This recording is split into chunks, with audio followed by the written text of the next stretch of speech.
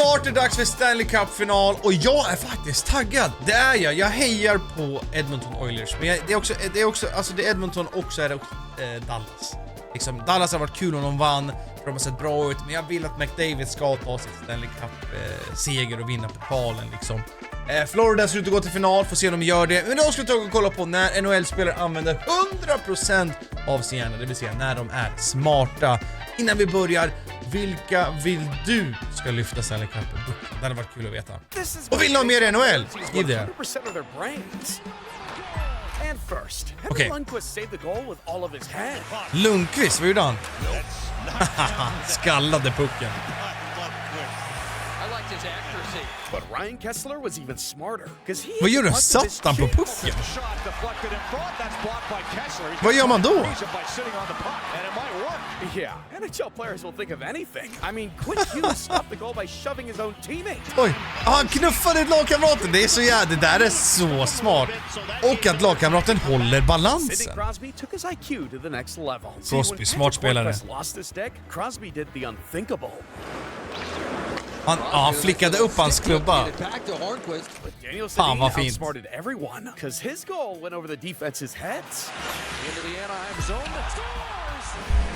Alltså det är sjukt, en liten flick över när målvakten är täckt. Wow! Det där gör han ju inte om liksom. Fan vad svenskarna blir, Forsberg.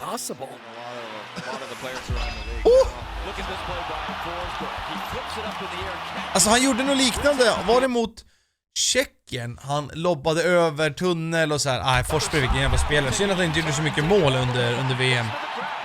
Created new possibilities on the ice, and so did Jamie Benn, because he didn't let the net get in the way of his job.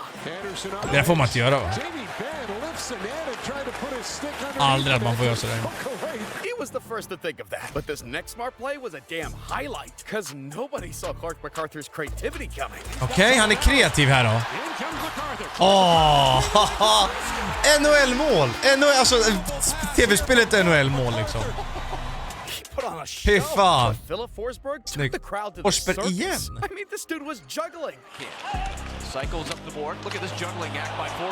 kickar med pucken. Det där är högklubba som bara visslar om det. Det är bara svenskar. It looked like a lacrosse move there. Lacrosse. By Oliver scoops that puck up on his blade and launches it. Now, he wasn't the only one going behind his back. See, Evgeny Malkin had eyes in the back of his head. Oh. Malkin somehow with eyes on the back of his head. Och den passningen är perfekt också. That pass was savvy. Kan han bara enkelt sikta in sig. Ja, det sådär han. Ja. Kung. Kung. Det är Michigan just det. Men det där är ganska vanligt att man lobbar över, va? Men kanske inte att man gör mål på det. Och långsamma var nummer 45. Morgan Frost's goal should have been illegal because he scored from an impossible angle. Nej! Vad fan? Hade han ens kontroll av pucken liksom? Och så på målvaktens rygg gå in. Fan vad sjukt. But this next goalie went to his last resort. I mean, Red O'Bara could only think of doing the unreal. To Johnson, oh what a stop by Barra. He went around the world with the badge. You won't see that every day. Det är så jävla flax. Look, he went into the shootout with an illusion. Han kommer inte skjuta, han kommer inte skjuta. Nej. Couldn't even be mad at that one. Varför gör han det för? Sedin was too smart for the defense to handle because he connected with his brother like it was telepathy.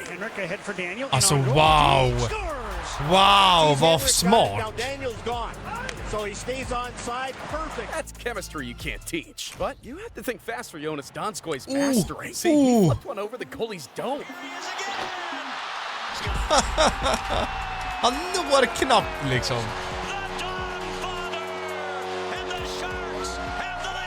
Snyggt. Donskoi went went over Snyggt, the top snyggt, like he was snyggt. playing checkers. But this next goalie was playing chess. See, when Andrei Vasilevsky Han kollar mellan benen, ja. he used his mind to see. Kopitar, he'll walk it in, shoot, and it's knocked down right back to him. A save by Vasilevsky. Vänta, tog han den på ryggen?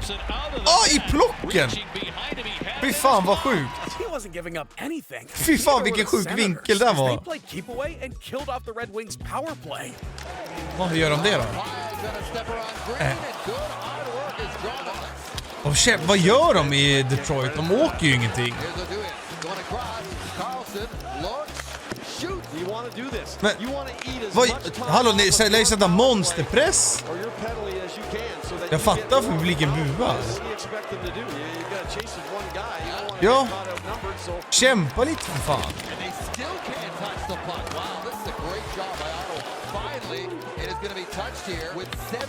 Herregud alltså. Jag hade varit så förbannad om jag var tränare där. Pay attention to how he kicked off the defense. Han sparkade bort klubban. Fan vad tydligt det var. Att han, alltså dribblar han fortfarande också liksom. Nej, vad sjukt. Det crossben alltså. Man får inte passa med handen. Ska det vara oegiltigt? Ah, vad smart! Rangers-spelaren tar den ju, för annars hade det varit... vad smart, annars hade det varit en passning med handen, men nu var det ju inte det. Uff! Och han lägger in den också efter. We have to talk about the smartest hockey player of all time. See, Pavel Datsyuk was so advanced, they called him the Magic Man. I mean, while defenders were reacting, Datsyuk was already planning 3 moves ahead. Det hade varit kul att veta. Jag vet att ni har en jäkla kunskap, jag har inte den kunskapen. Vem skulle ni säga är den bästa så här dribblern som liksom alltid kom igenom med pucken? Är det Datsyuk? Är det McDavid? Liksom, eller så här, vem är det liksom? McDavid är ju snabb och är bra på att dribbla, men är han verkligen den som var bäst på finter och lyckades liksom? Har ni någon som kommer upp i skallen? Det var kul att veta. Rask och fan tar den här handlers of all time. He dominated both ends of the ice because every single night he was making your favorite player look foolish. Ja, det kanske var Datsyuk. Målvakten, varför sover du? Han kollar inte så det hållet. Han kollar inte åt det hållet. Han står och sover.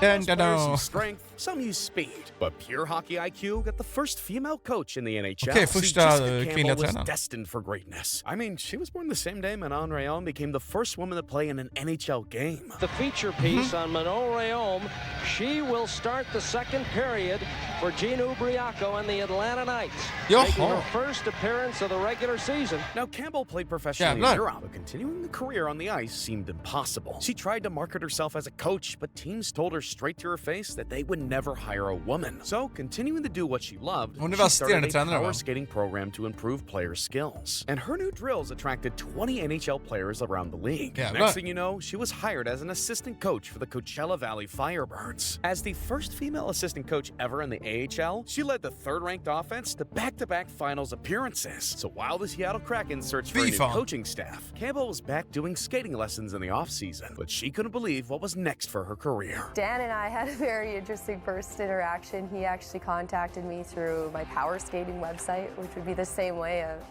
family would find me to book a session, and it was kind of funny because it came from his personal email, and we laugh about it today. I really didn't believe it was real. Yeah, her life changed overnight. Now the Krakens needed her expertise on power plays, so on October 8th, 2024, she made history. Monumental to see a woman behind the bench in the in the NHL. gjorde det bra också, typ i powerplayet också. And that was Jessica. She beat all the odds and made her own lane. And with how many players love her, she's not going anywhere anytime soon. I thought it was a really good hire. I mean, she was in Coachella for 2 years. Team went to the finals twice. She's not just hired just because she's a female coach. She's hired because she has earned that and deserves to be here. Yeah, better get used to it, because Campbell is paving the way for more to be just like her. I never had that whatsoever to look up to and to imagine. Den är intressant. It also can create meaningful change for young girls, but also says something to young boys too. But imagine a time when one of the best parts of hockey didn't even exist. See, the NHL used to have ties that left both fan bases unsatisfied. So in 2005, the league decided to spice things up. See, if you couldn't win in overtime, it was time for a good old-fashioned shootout. Okej, så om man inte kunde vinna i overtime så var det straffar liksom. Och 2005 sa han. För första straffläggningen då. Jag trodde man alltid har kört den, men tydligen inte. This wasn't just about flashy moves. Shootouts became a mental chess match. Så är det. The guys who could analyze a goalie's every twitch could hit them with something nasty. Ooh. Aj! Jävlar vilken dusch för målvakten och den här snön. Fy fan vad snygga straffar. Och that's you. But the entire hockey world changed after the most genius trade in NHL history. Look, in 1988, Wayne Gretzky and the Edmonton Oilers just came off their 4th Stanley Cup championship. Gretzky wasn't just the best hockey player alive. He was already being called the GOAT. But while he was popping champagne in the locker room, reality sprayed him right in the face. And I remember sitting there, and I'm having a cold beer, and my dad says, you know, they're trying to trade you. And I go, who's they and who's trading who? And I go, oh, Dad, you just don't believe anything you hear. And he goes, no, I didn't want to tell you this. And dude literally did his job the best he could and was still about to get dumped. But there were some problems the Oilers needed to cover. See, Gretzky had just 1 year left on his contract, and they couldn't risk losing him for nothing. But an even bigger problem was that the Oilers owner was broke. Like, selling the best player in history to pay bills broke. This dude went full rogue and started calling up other owners directly. But Gretzky did have his own options. You don't need to go there. Why don't you do something different and go to LA? So everybody thought sort of it was my wife that steered the train, or the bus, but it was really my dad who said, there's only one Gordie Howe, you need to go do something different. Yeah, bro decided to play hockey in a place that barely even heard of the sport. But as the trade shocked the entire nation, Gretzky couldn't put his emotions behind him. I'm disappointed about having to leave Edmonton. I truly admire all the fans and respect everyone over the years. The game of hockey goes still for the better. I think will not only be good for Wayne Gretzky and the LA Kings, but I think a move that'll be beneficial to the game of hockey. And Gretzky couldn't have been more correct, because he didn't just bring his talents to LA. He brought hockey to America's biggest entertainment market. Suddenly, celebrities were sitting rinkside. Kids in California were trading surfboards for hockey sticks, and in a short time, it was a masterclass in growing the game. And speaking of expansion teams, the Las Vegas Knights did the kul att veta sådana där stories som Gretzky och lite sånt där också. Nej, det är faktiskt kul. Okej då, Vegas. Possible with brain power. See, when the NHL announced the team in Las Vegas in 2017, people thought it was a joke. Ja, verkligen. A bunch of cast-offs playing in a city where the ice would melt faster than their playoff chances. But the owner, Bill Foley, figured that the sky was the limit. The mission was just too ambitious, but he had a plan. While other teams handed over expendables in the expansion draft, Vegas saw an opportunity. GM George McPhee assembled a revenge squad of misfits with IQ, chemistry, and a point to prove. But the rest of the league thought he drafted a bunch of losers. Foley said, playoffs in 3 years, ser vi kan värva det. 6. Okay, I've heard other outlandish predictions in my time that never came true. Maybe this is just another one. It looked like a dark road ahead for the Knights, but then came the darkest day in Las Vegas history. Fy fan. There could be multiple shooters. And you also had 20,000+ people that are there, and they're spilling out. And where are they going? Oh my gosh, look at this. There's got to be at least 40. Henderson. Okej, men hur påverkar det här hockeyn då? I see the shot coming from Mandalay Bay. I need a meeting medical. This way. Go.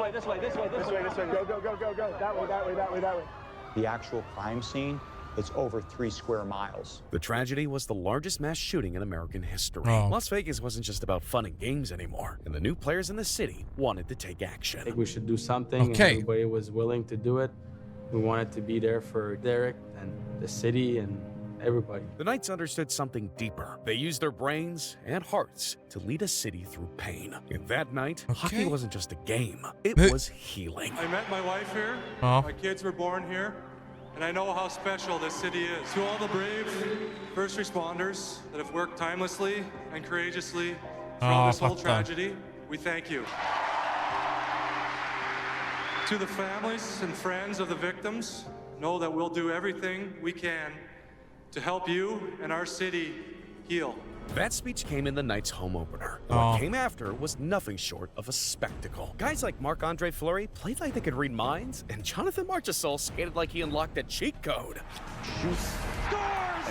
Viktigt att gå och vinna en sån match. They weren't just outworking teams, they were outsmarting them. But as the team was going off, their star goalie, who was supposed to be the face of the Knights, went down. Nej, han blev skadad. See, the Knights were down to a fourth-string goalie, as if they had already not taken the league's worst players already. But with all these guys buying into one goal, they put up the most points in goals ever. And in just 1 year, they were Stanley Cup Det är så sjukt, de vann det snabbt. This next player advanced hockey's technology for one of the most iconic looks in sports. See, Jacques Plante revolutionized the goalie position and bled through the pain just to wear a mask. Han revolutionerade med masken. He changed the game. You can't overlook what an innovator he was. He changed the whole fabric, the whole face of goaltending. He was an inventor on the ice, but he had ideas bigger for hockey. See, you couldn't step onto the ice. Fattar du hur modig man var att stå i mål? Alltså när det var på den här tiden. A new technology, but this game-changing face mask was getting hate from his own coach. But he said no goalie of mine is ever going to wear a mask in a regular game. Coach didn't see the vision, but Plante was destined to put that thing back on. I mean, he took a puck to the face mid-game and wasn't playing another minute without protection. So Plante goes into the dressing room bleeding profusely. If I go back, I'm going to go back with the mask, or I ain't going to go back. And Plante goes out on the ice, and we are stunned to the core. Plante got his wish, but now it was time to prove himself. And he stepped back on the ice and took the victory. Then he became one of the greatest players to ever play. On his way to win 6 championships with that mask on him. Yeah, his brain changed hockey forever. Ja, det är coolt alltså. Riktigt coolt. Jag gillar de här NHL-videorna alltså in i bomben. Jag hoppas att ni också gör det faktiskt. Det finns jättemycket NHL-videos att kolla på. Framförallt nu när det är lite slutspel och sånt också. Så tack för att du kollade på videon. Glöm inte bort att berätta om du tycker det är kul. Så kommer jag fortsätta reagera. Tack för att du kollade. Vi syns imorgon igen. Hej hej!